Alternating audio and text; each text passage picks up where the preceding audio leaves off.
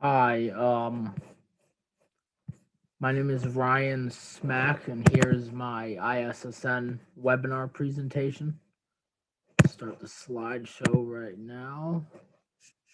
Okay. So the first talk was Trisha Van Dusseldorp, and it was about fish oils. So the main takeaways I had from her are that the three primary types of fish oil are ALA, EPA, and DHA. And EPA and DHA are the ones that are primarily emphasized within her talk.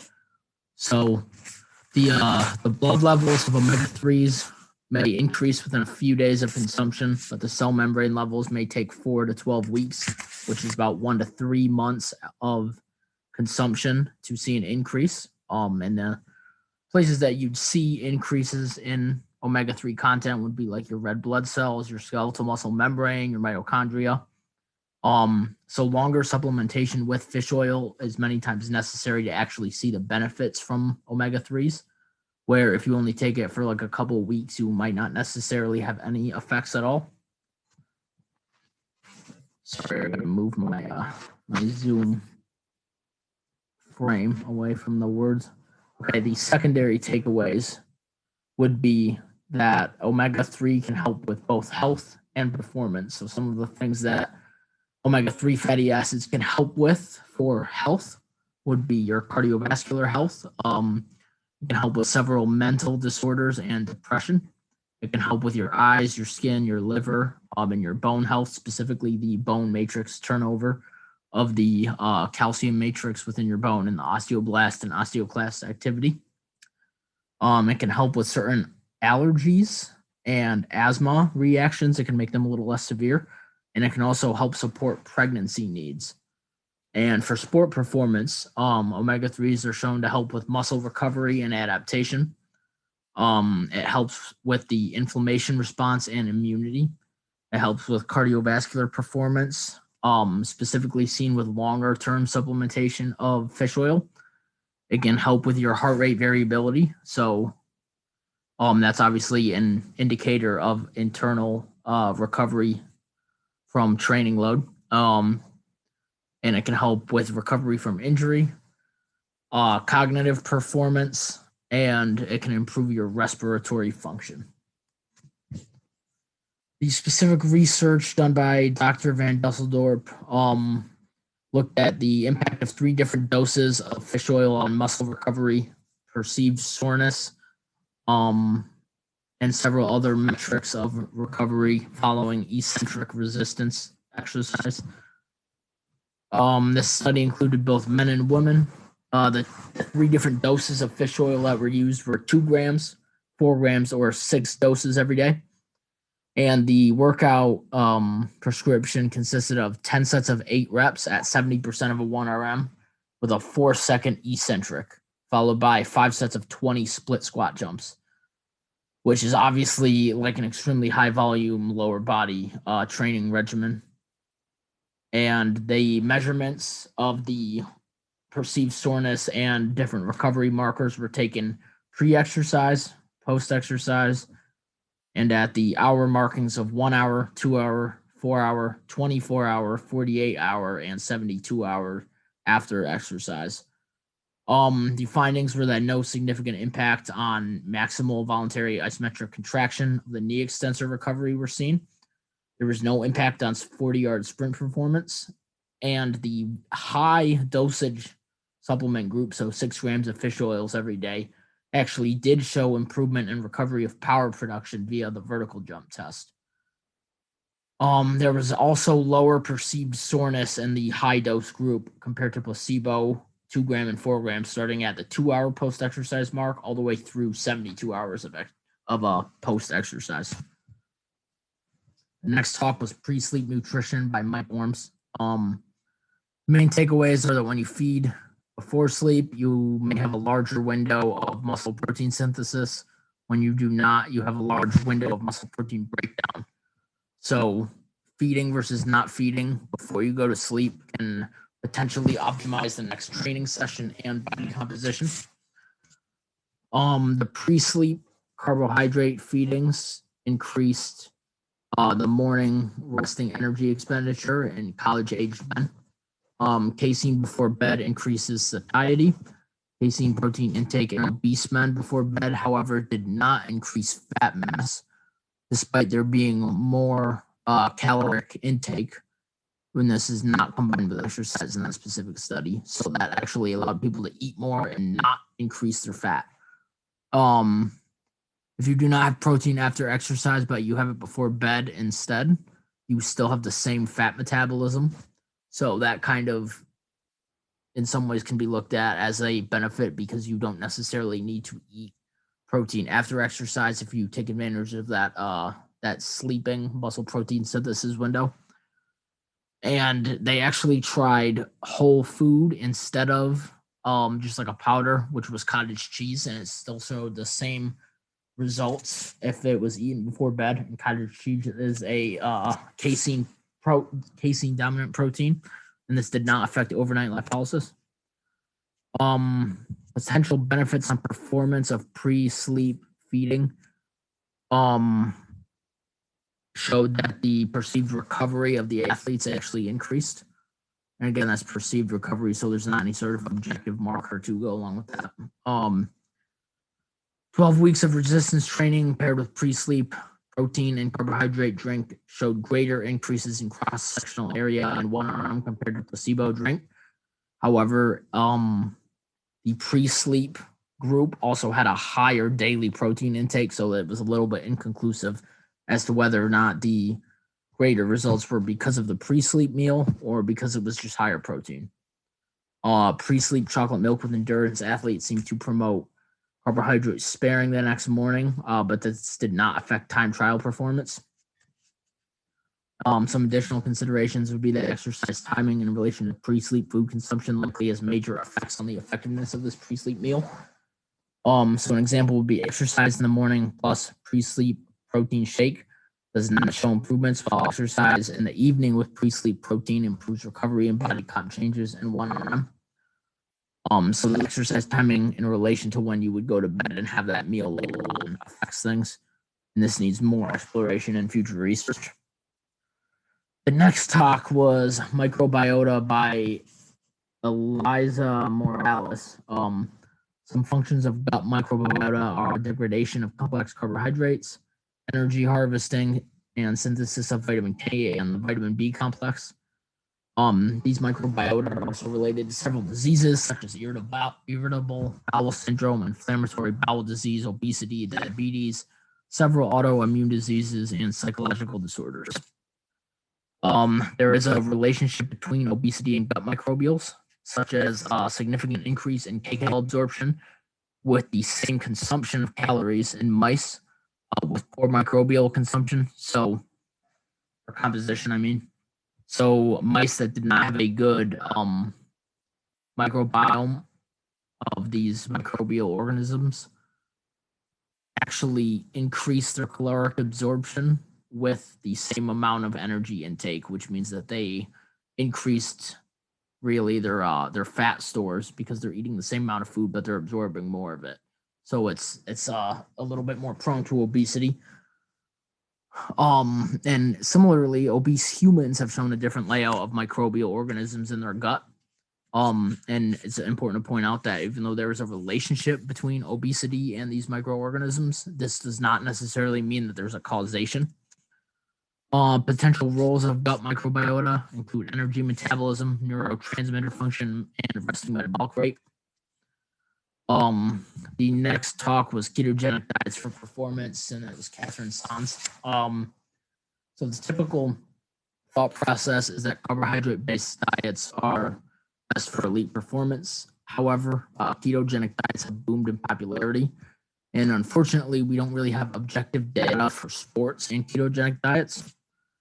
The main points of her talk was that ketogenic diet is high in fat, moderate in protein, and restricted in carbohydrate, resulting in nutritional ketosis without a reduced caloric intake. And you can kind of see the macronutrient breakdowns right there.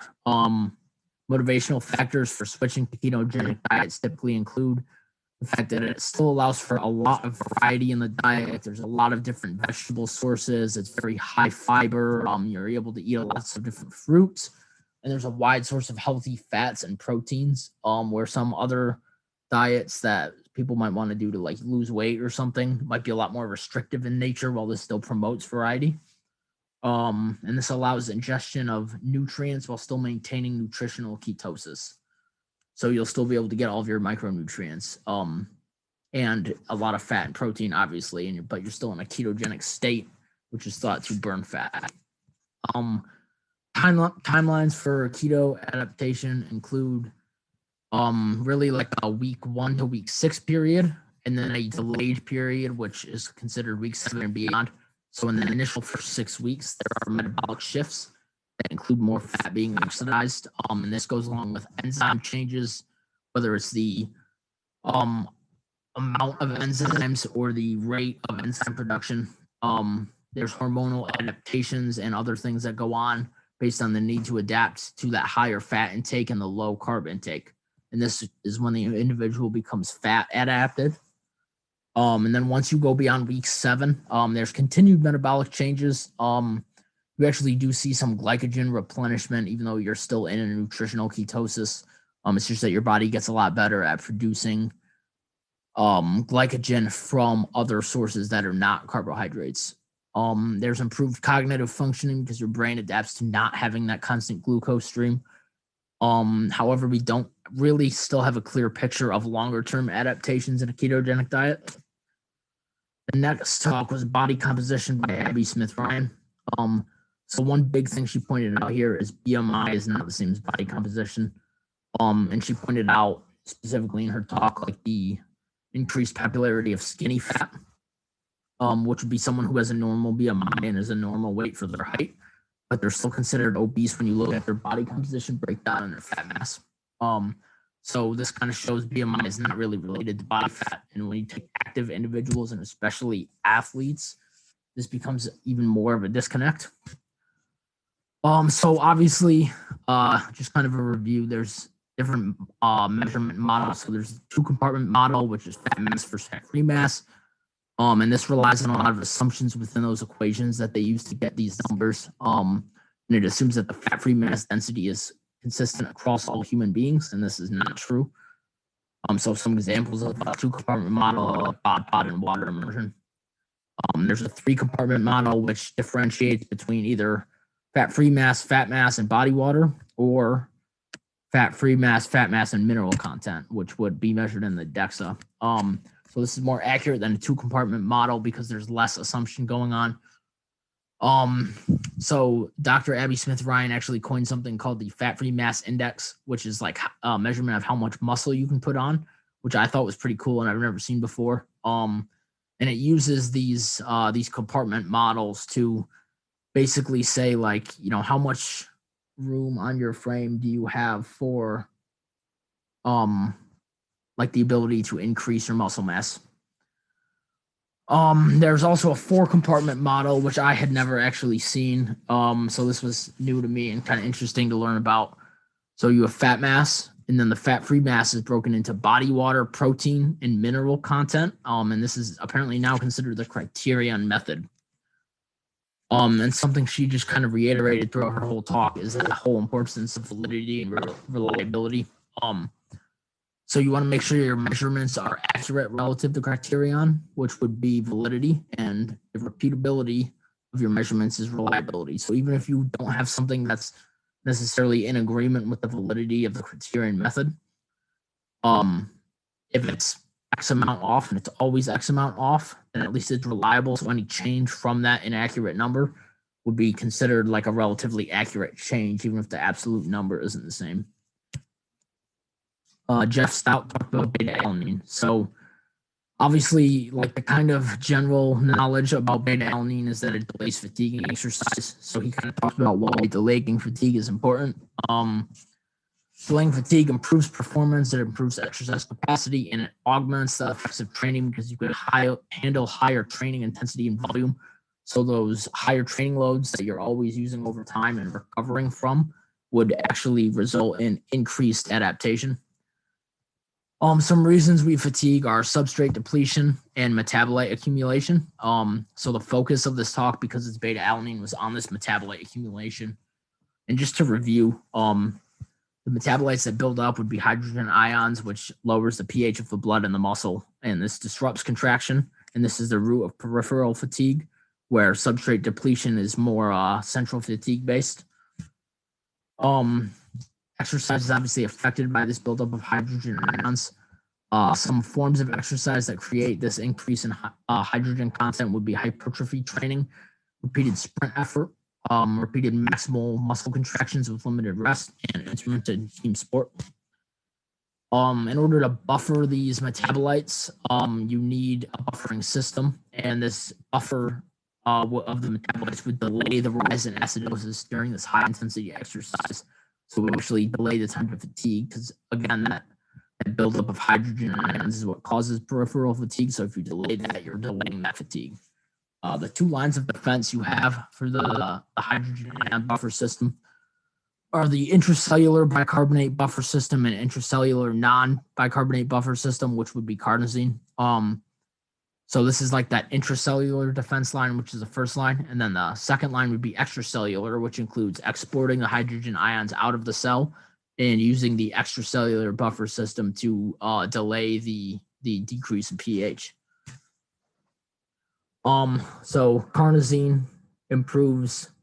If you increase your carnosine content in your muscle, it improves 30 second to 2 minute sprint performance, repeated sprint performance, total training volume, time to exhaustion, power output, and your anaerobic threshold. Carnosine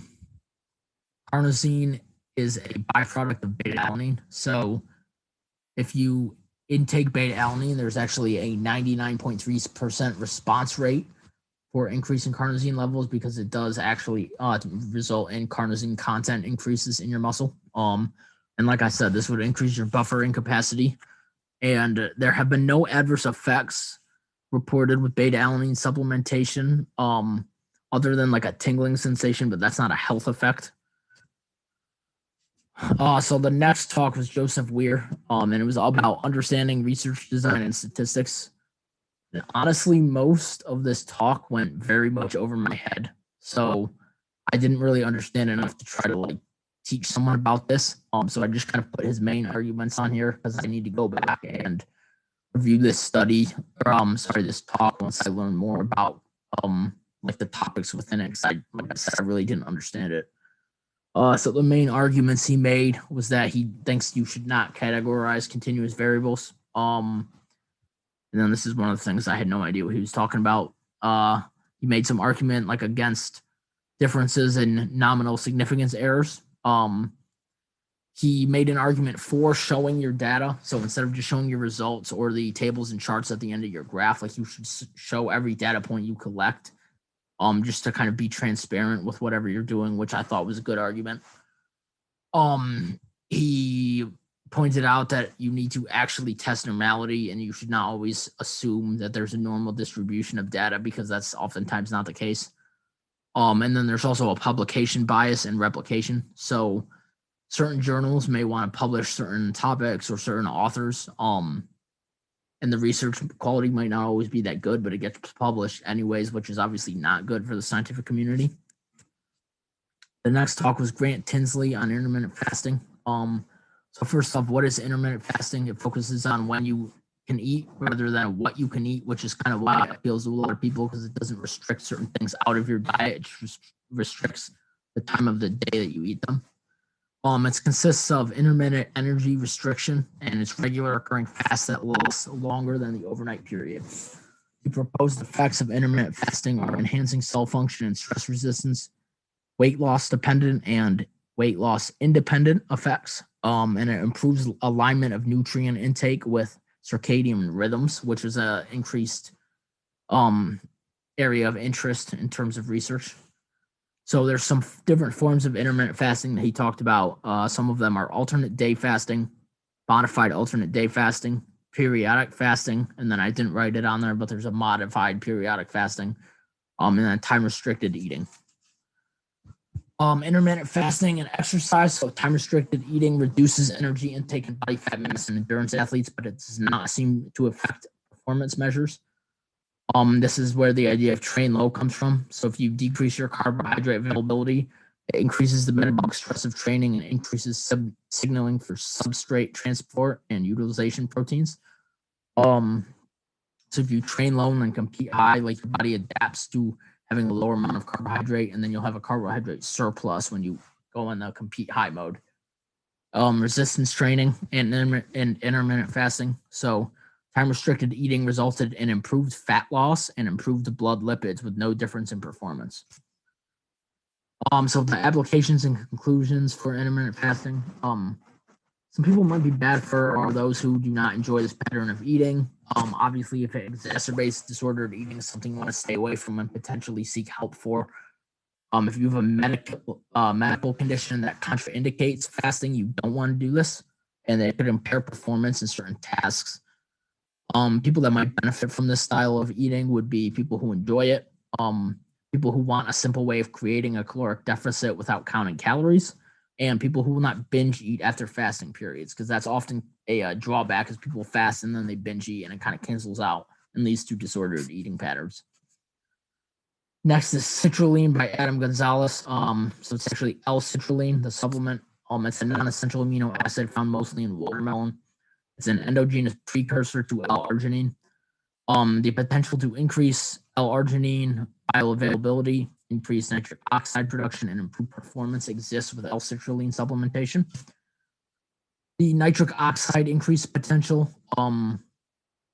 potentially increases performance as well. So nitric oxide increases would improve vasodilation, promoting oxygen and nutrient delivery. It would increase mitochondrial efficiency. It would lower the oxygen cost of exercise, lower the adenosine triphosphate cost of contraction, and it would improve the calcium handling. L-citrulline is better as a supplement than L-arginine because it more efficiently absorbs in the intestine and more efficiently goes through renal absorption. It promotes a systemic increase in L-arginine content much more than actually supplementing with L-arginine does. It inhibits arginase, which is an enzyme that breaks down arginine. So less of the substance that breaks down L-arginine means more L-arginine remains in your body. It more efficiently promotes nitric oxide production, and it's safer and easier to tolerate as a supplement. Next is sleep and performance with Jamie Tartar. I think this was the last one. So this is kind of something a lot of people know about already, but sleep quality is a independent predictor of lost competition in athletes, which is very interesting because it's not like, oh, poor sleep leads to this, which leads to losses. It was actually shown to independently lead to losses.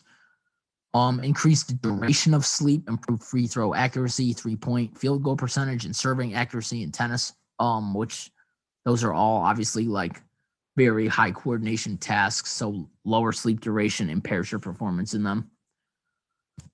And she kind of had these 4 pillars of sleep, which are sleep depth, sleep duration, sleep continuity, and sleep quality that you need to focus on. And yeah, that's it.